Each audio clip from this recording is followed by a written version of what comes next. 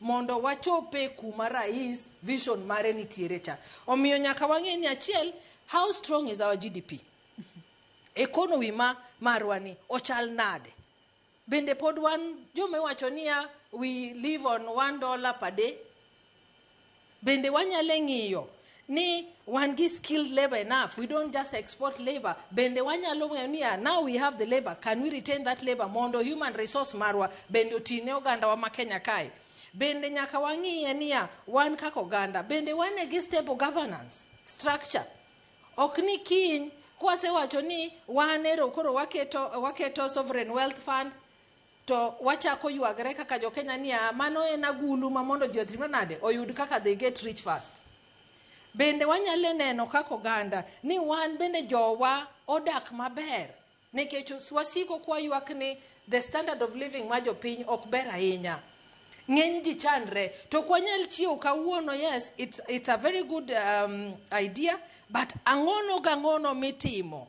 An kaka ng'ano molonye weche mag telo anyalo wacho ni gimonego sirikal ng'i maber mano ne gisekalo to koro kodhi e bunge nikech from here onego benitero gine bunge mondo they draft a bill over it. Bende ginyalo ng'iyo niya ere kaka wadhi neno ni gini odhi konyo oganda ma Kenya.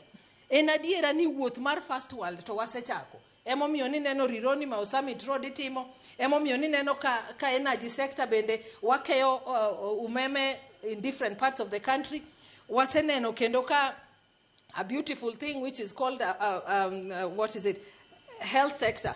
Bende nitiere kaka government dwaro ni ng'ato ka ng'ato nyalo dhi osiptal matimre nade manyalo thiedhi. Ok awach ni gigi onge gi tilafu.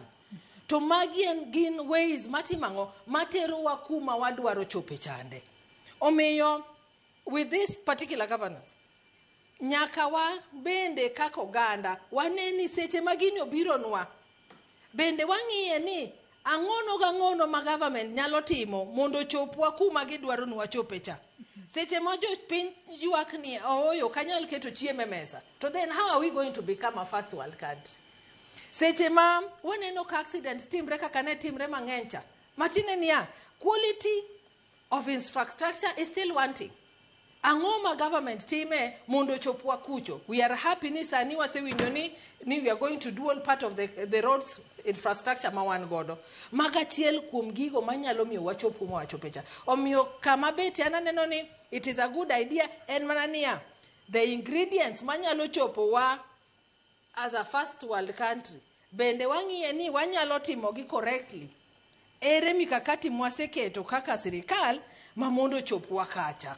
Ere gik mwatimo mondo we have even a stronger GDP. Ere gik mwatimo mondo waneni sector mar industrialization or manufacturing is growing. Mondo kik wabed ni wan tijwa en mana niya kata kibrit wa import. Nikech for us to be at that level kama rais dwa keto wano to koro nyaka wachak ng'iyo kendwa ni to gik mwa import becomes lesser and lesser and lesser. Okang no wach ni we are a first world country to pod nyaka gimoro kaka kibrit watimo nade wa import. Omiyo wabobedo ni wawuoyo koni to gik mwatimo timre nade otimre no pogri. Kenya kasani wang'eyo ni sirikal wacho ni omenda no mano madirom trillion 5 ok bi kelo pek ne ofuku mano mar jo Kenya nikech wang'e ni kine mathoth jo Kenya paro ni ofuku gulu ma kama kosechuogi to seche moko nitiere osuru moko makoro sirikal nyalo medo. Kata kamano sirikal wacho ni omenda ma kama ni bobed ka iyudo kokale chenro mago mag uso kembe mago mag sirikal ka achiel kod keto winjruok kod kembe mag ji giwegi mano miluongo kanyo kod dongere Oscar ni public private partnership.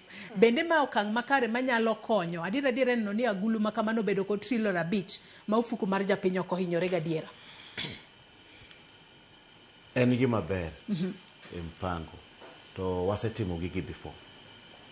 Ne wan kod miluongo ni World Bank Adjustment Programs ndalo moko manokelo wach mar golden handshake chande.